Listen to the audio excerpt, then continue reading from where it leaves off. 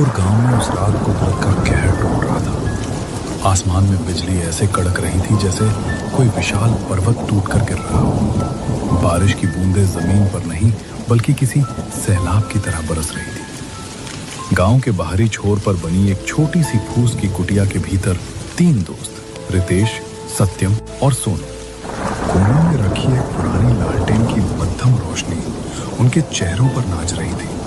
नीचे पत्थर के चूल्हे पर पीतल की देगची में कुछ पक रहा था जिसकी सौंधी खुशबू हवा में घुली थी। ये खुशबू उन यादों की तरह थी जो अक्सर बारिश के दिनों में ताजा हो जाती है। खिड़की के टूटे हुए पल्ले से आती ठंडी हवा के झोंके बार बार लालटेन की लौ को बुझाने की कोशिश कर रहे थे। रितेश, ये बारिश तो थमने का नाम नहीं ले रही। अभी तो गर्मी की आहट भी ठीक से नहीं हुई थी और ये कुदरत का क्या रूप है। अरे सोनू, ये सब उस ऊपर वाले की मर्जी है। जब वो चाहे प्यासी धरती को तृप्त कर दे और जब चाहे सैलाब से सब कुछ बहा दे। हम इंसान तो बस मूक दर्शक हैं। भाइयों, इस मार्च की बारिश का अपना ही मज़ा है। हल्की ठंडक, मिट्टी की खुशबू और ये हल्की उमस। सच कहूँ तो दिल खुश हो जाता है। तुझे मज़ा आ रहा है क्योंकि तेरा अनाज कट चुका है। जिसका खेत अभी लहलहा रहा था उसकी मेहनत तो इस बारिश में मिट्टी में मिल गई होगी। वो किसान तो आज खून के आंसू रो रहा होगा। सच कहा सोनू। भगवान किसानों को और उनके दिलों को पत्थर जैसा मजबूत बनाए। बेचारे दिन रात एक कर देते हैं और अंत में सब कुछ जुए की तरह मौसम पर निर्भर होता है। भगवान सबका भला करे। रितेश, हम भी तो किसान ही हैं। हाँ भाई, मेरा वही मतलब है। हम सब एक ही मिट्टी के लाल हैं। भगवान सबकी हिम्मत बनाए रखे। तभी हवा का एक जोरदार झोंका आया और कुटिया के खिड़की दरवाजा चरमराने लगा। बाहर केवल काला अंधेरा था जिसे रह रहकर बिजली की कड़क सफेद कर देती थी। रितेश उठकर खिड़की बंद करने ही वाला था कि उसे दूर पगडंडी पर एक परछाई डगमगाती हुई दिखाई दी। तभी सोनू को याद आया, वैसे आज शंभू काका नहीं आए? रोज तो इसी समय आ जाते हैं। क्या इस बारिश ने उनके कदम रोक लिए? आते ही होंगे। काका की उम्र हो चली है, रास्ते में कहीं सुस्ता रहे होंगे। तभी दूर से एक टिमटिमाती रोशनी दिखाई दी। शंभू काका एक हाथ में फटा हुआ पुराना छाता और दूसरे हाथ में पीली रोशनी वाली टॉर्च लिए कीचड़ से बचते हुए कुटिया की ओर बढ़ रहे। आसमान में बिजली चमकी तो उनका झुककर चलता हुआ साया किसी प्राचीन तपस्वी जैसा लगा। जैसे ही वे अंदर आए, सोनू बोला, आइए काका, मुझे तो लगा आज आप इस तूफान में घर पर ही रहेंगे। काका सोनू के पास चारपाई पर बैठ गए। उनकी सांसें तेज थी, कुटिया में थोड़ी गर्म थी। आग की तपन से उनके ठिठुरे हुए बदन को राहत मिली, लेकिन उनकी आंखों में एक अजीब सी चमक थी, जैसे वे बाहर कुछ ऐसा देख आए हों जो शब्दों से परे था। वे हांफते हुए बोले, नहीं बेटा, कहीं नहीं जाता। अगर यहाँ तुम लोगों के बीच ना आता तो मेरा मन कहीं नहीं लगता। ये पुरानी यादें और तुम्हारी बातें ही तो जीने का सहारा है। कुछ देर खामोशी रही। बाहर बारिश की आवाज टप टप करके कुटिया की छत से संगीत पैदा कर रही थी। रितेश ने काका के लिए पीतल के गिलास में गर्म दूध डाला और उसमें थोड़ी सी अदरक कूट कर डाल दी। काका ने एक घूंट लिया और उनकी आंखों में थोड़ी चेतना लौटी। रितेश ने हिम्मत जुटाई और पूछा, काका, आपसे एक बात पूछनी थी, बुरा तो नहीं मानेंगे? अरे बेटा पूछ, तू तो मेरा अपना है, मैं बुरा क्यों मानूंगा? काका, क्या आप भोला काका के बारे में जानते हैं? मैंने गांव के चौराहे पर उनके बारे में और उस पुराने तालाब के रहस्य के बारे में कुछ सुना था। लोग कुछ अजीब बातें कर रहे थे। कहते हैं कि उस तालाब की मछलियां भी इंसानों की तरह बात करती हैं और रात को वहां से घुंघरुओं की आवाज आती है। क्या ये सच है? शंभू काका की आंखें अचानक स्थिर हो गई। उन्होंने चूल्हे की लाल होती आग की ओर देखने लगे। एक लंबा सन्नाटा छा गया। बाहर एक बार फिर बिजली कड़की, जिससे पूरी कुटिया एक पल के लिए दूधिया सफेद हो गई। फिर वे बोले, हाँ बेटा, वे बातें कोरी अफवाह नहीं है। भोला ने जो देखा वो किसी साधारण इंसान के बस की बात नहीं थी। उसने उस तालाब की गहराइयों में उन आत्माओं को देखा था जिनसे इस गांव का इतिहास जुड़ा है। वो तालाब सिर्फ पानी का गड्ढा नहीं है, वो एक दरवाजा है, एक ऐसी दुनिया का जिसे हम भूल चुके हैं। काका, हमें पूरी कहानी सुनाइए। हम बस आधा अधूरा जानते हैं। आप तो इस गांव के सबसे पुराने बाशिंदे हैं, आपसे बेहतर इसे कौन जानेगा। काका ने एक लंबी सांस ली और अपनी कहानी शुरू की। बेटा, ये बात तकरीबन 40 साल पुरानी है। तब बिस्लापुर ऐसा नहीं था जैसा आज है। बोला मेरा सबसे पक्का दोस्त था। हम दोनों मिलकर खेतों में काम करते थे और रात को इसी तरह आग के पास बैठकर गप्पे लड़ाते थे। बोला एक सीधा साधा इंसान था, लेकिन उसे एक अजीब बीमारी लग गई थी। वो जब भी रात को सोता उसे भयानक और खौफनाक सपने आते। एक रात वो दौड़ता हुआ मेरे पास आया। उसके माथे पर पसीना था और हाथ कांप रहे थे। उसने मुझसे कहा, शंभू यार, मैं अब नहीं सोऊंगा। जैसे ही आंख लगती है वो साए मुझे बुलाने लगते हैं। मुझे लगता है मैं पागल हो जाऊंगा। वे साए मुझसे कुछ मांगते हैं, लेकिन उनकी भाषा मुझे समझ नहीं आती। वे इशारा करते हैं उस वीरान हवेली की ओर जो बरसों पहले जमीन में समा गई थी। भोला, तू डर मत, ये बस तेरे दिमाग का वहम है। जा, चैन से सो जा। अंधविश्वासों पर यकीन करना छोड़ दे। भोला भारी मन से अपने घर चला गया। उस रात वो गहरी नींद में था, लेकिन उसका शरीर छटपटा रहा था। वो नींद में बड़बड़ा रहा था। आप लोग कौन हैं? चले जाइए यहाँ से। मुझे आपसे कोई बात नहीं करनी। मुझे छोड़ दीजिए। सपने में वो देख रहा था कि वो एक अंधेरे गलियारे में खड़ा है, जहां दीवारें सोने की हैं, लेकिन उन पर खून के धब्बे लगे हैं। तभी उसके सपने में एक धुंधली बूढ़ी परछाई उभरी। वो परछाई डरावनी नहीं थी, बल्कि उसमें एक अजीब सी तड़प थी। वो परछाई बोली, भोला पुत्र, डर मत। तू उस पुराने तालाब के नीचे आ। हमें तुझसे कुछ बात करनी है। तू पराया नहीं है, तू हमारे ही खानदान का आखिरी वारिस है। वारिस? मैं तो एक गरीब मजदूर का बेटा हूँ। मेरा वारिस होने से क्या लेना देना? लेकिन वो परछाई केवल मुस्कुराई और तालाब के गहरे नीले पानी में विलीन हो गई। अचानक भोला की आंख खुल गई।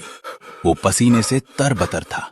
उसके कानों में वो आवाज गूंज रही थी, तालाब के नीचे वारिस। उसने फैसला किया कि आज इस राज को जानना ही होगा। वह आधी रात को अकेले ही उस पुराने तालाब की ओर निकल पड़ा। हाथ में एक जलती हुई लालटेन लेकर वो गांव की गलियों से गुजरा, जहां आज की तरह ही कुत्ते रो रहे थे और हवा में एक अजीब सी भारीपन था। रात का सन्नाटा ऐसा था कि गांव की गलियां मरघट जैसी सुनसान लग रही थीं। ऐसा लग रहा था मानो पूरा गांव मर गया हो। जब भोला तालाब के किनारे पहुंचा तो उसने देखा कि तालाब का पानी किसी अलौकिक नीली रोशनी से चमक रहा था। मछलियां पानी की सतह पर तैर रही थीं, लेकिन वे शांत थीं, जैसे किसी महान घटना की प्रतीक्षा कर रही हों। भोला दंग रह गया। उसने मन ही मन कहा, ये पानी इतना क्यों चमक रहा है? दिन की चिलचिलाती धूप में भी इसमें ऐसी चमक नहीं होती। तभी पानी के भीतर से एक भारी और गूंजती हुई आवाज आई, आ पुत्र, अंदर आ। हम बरसों से तेरा इंतजार कर रहे हैं। बिना कुछ सोचे समझे भोला ने पानी में छलांग लगा दी। उसे लगा था कि वो डूब जाएगा, लेकिन जैसे जैसे वो नीचे गया उसे महसूस हुआ कि वो पानी में नहीं बल्कि हवा में तैर रहा है। उसके फेफड़ों में पानी नहीं बल्कि मोगरे की खुशबू वाली ताजी हवा भर रही थी। तालाब के तलहटी में पहुंचते ही उसकी आंखें फटी की फटी रह गईं। सामने एक विशाल और भव्य हवेली खड़ी थी। ताज्जुब की बात यह थी कि उस हवेली के चारों ओर पानी की एक दीवार थी, लेकिन हवेली के भीतर एक बूंद भी पानी नहीं था। हवेली के खंभों पर कीमती नीलम और पुखराज जड़े हुए थे, जो उस अंधेरी गहराई में अपना प्रकाश फैला रहे थे। वहां ताजी हवा चल रही थी। भोला अवाक होकर उस हवेली के गलियारे में चलने लगा। वो सोच रहा था, आखिर जमीन के नीचे पानी के भीतर ये दुनिया कैसे बसी है? दीवारों पर पुरानी तस्वीरें टंगी थी। एक तस्वीर के पास रुककर भोला ठिठक गया। उस तस्वीर में जो चेहरा था वो बिल्कुल भोला जैसा था।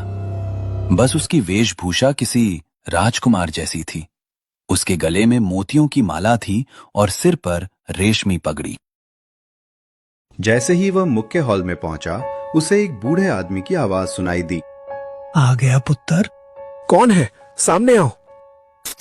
तभी रोशनी के एक पुंज से एक बुजुर्ग दंपत्ति प्रकट हुए। उनका आभा मंडल इतना तेज था कि भोला को अपनी आंखें मीचनी पड़ी। वे हवा में थोड़े ऊपर तैर रहे थे। भोला डर के मारे पीछे हट गया। उसने पूछा, आप लोग कौन हैं और मेरे सपनों में बार बार क्यों आते हैं? बूढ़ा आदमी नम आंखों से मुस्कुराया और बोला, बेटा, मैं तेरा दादा हूं और ये तेरी दादी है। भोला सन्न रह गया। उसे यकीन ही नहीं हो रहा था। उसने कांपते स्वर में पूछा, क्या आप लोग सच में मेरे पूर्वज हैं? पर आप यहाँ इस तालाब के नीचे क्या कर रहे हैं? क्या आपको मुक्ति नहीं मिली? बेटा, हमें मुक्ति तो कब की मिल गई होती, लेकिन इस अधूरे काम ने हमें यहाँ रोक रखा है। हमारी आत्माएं इस वैभव के बीच कैद हैं, क्योंकि हमारे दिल में ग्लानि का बोझ है। ये जो तू देख रहा है, ये तेरी ही पुश्तैनी हवेली है। आज से 20-30 साल पहले यहाँ सूखा पड़ा था और भूकंप आया, जिससे ये पूरी जमीन धंस गई और बाद में यहाँ तालाब बन गया।